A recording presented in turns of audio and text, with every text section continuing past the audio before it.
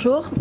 Concernant l'arrêté du gouvernement, je vais vous donner les éléments suivants. Donc désormais, les patients qui auront une pathologie chronique et un traitement chronique pourront se rendre directement à leur pharmacie pour aller chercher leur traitement avec une ordonnance périmée.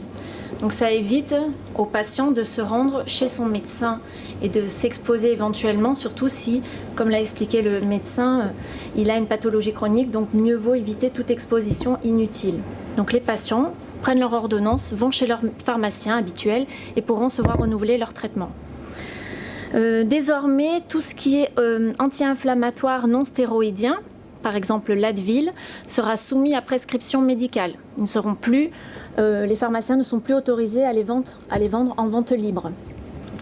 Concernant tous les médicaments à base de paracétamol, comme par exemple le Doliprane, les pharmaciens doivent respecter un contingentement de vente qui sera limité à 1 boîte pour les patients asymptomatiques et 2 boîtes pour les patients symptomatiques qui présentent par exemple un maux de tête.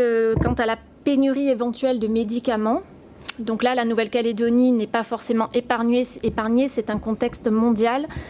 Des molécules manquent ou sont contingentées par les laboratoires ou les autorités sanitaires.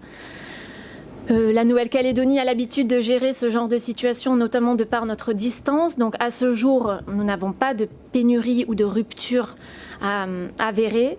Des pharmaciens gèrent au mieux les stocks, contingente quand c'est nécessaire, notamment pour le médicament Plaquenil à base d'hydroxychloroquine en ville. Donc à ce jour, on n'a pas de rupture de traitement avérée. J'en profite du coup pour rappeler aussi à la population qu'il est inutile dans ce cadre de surstocker les médicaments.